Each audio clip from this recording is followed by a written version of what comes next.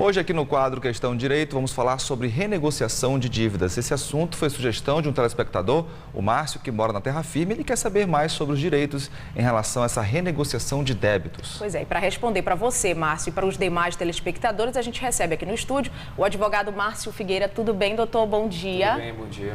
Então, respondendo à curiosidade do nosso telespectador, toda e qualquer dívida pode ser renegociada? Eu posso falar que toda e qualquer dívida ela deve ser renegociada. É o interesse mútuo tanto do fornecedor quanto do consumidor em resolver essa questão. Até mesmo porque o próprio fornecedor ele fica com um saldo negativo na sua carteira de clientes e com certeza ele quer receber aquilo que foi vendido ou o serviço que foi fornecido. Tem uma pergunta aqui do Jefferson de Ourém. Ele quer saber o seguinte: ele diz que por conta dessa dívida ele ficou impedido de fazer operações em outros bancos.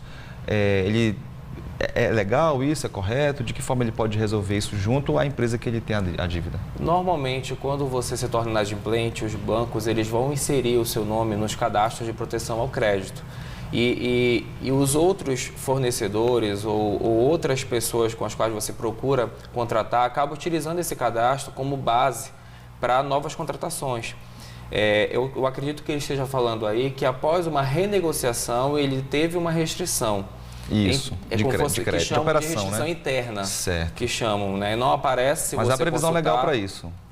Na verdade, há uma comunicação que a gente sabe pela prática do sistema do Banco Central que acontece de um banco eventualmente obter informações sobre situações que ocorreram com clientes em outro banco.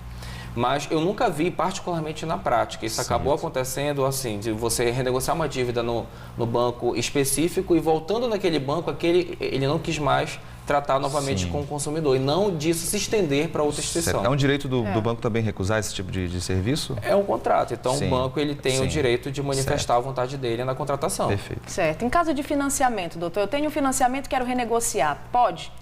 Pode. De modo geral, o consumidor ele deve estar atento a toda a contratação que ele for fazer, porque as condições desse contrato elas podem afetar lá na frente numa eventual renegociação. A renegociação ela pode ser uma extensão desse contrato ou ela pode implicar no novo contrato. Então, o consumidor ele deve estar atento a essas condições contratuais para que ele não possa ser surpreendido. Certo. E nesse novo contrato, né, se o banco X me der um determinado valor e eu não puder cumprir, ou não puder pagar, na verdade, eu tenho como amenizar essa parcela ou conversar com um determinado banco para isso? Com certeza. A vontade do consumidor ela deve ser livre, consciente e manifestada.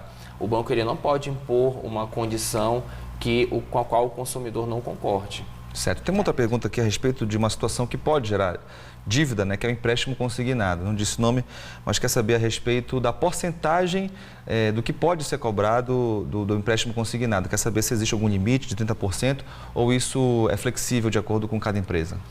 Não existe limite fixado na lei, mas comumente a jurisprudência ela considera o percentual de 30% que o empréstimo deve atingir a renda do consumidor, mas fixado em lei não existe, para não prejudicar a subsistência e as necessidades básicas de toda a pessoa. Certo. E no caso aí de falência, né?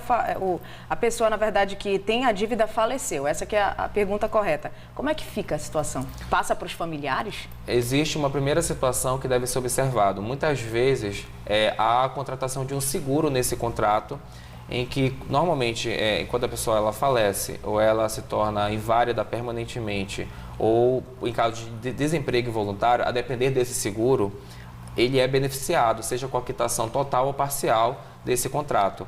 E a dívida só passa na medida da herança. O terceiro não pode responder por uma dívida de quem faleceu. Certo. Tem uma outra pergunta aqui a respeito de um telespectador que ele quer fazer um concurso público. Ele quer saber se o fato de ele ter alguma dívida, isso pode causar algum tipo de implicação a isso ou não? Primeiro, poderia se houvesse previsão no edital do concurso, mas eu nunca vi. Certo, né? Algo comum de se cobrar nos editais, né? Exatamente, eu nunca vi. Fica bem complicado. Agora, outra pergunta aqui a respeito sobre constrangimento. Né? A gente sabe que em algumas situações as empresas que têm um dinheiro a receber fazem ligações, fazem propostas a quem está devendo. Até que ponto essas ligações, as cobranças, elas podem se tornar constrangedoras, né? Qual o limite entre a cobrança e o constrangimento para quem tem a dívida?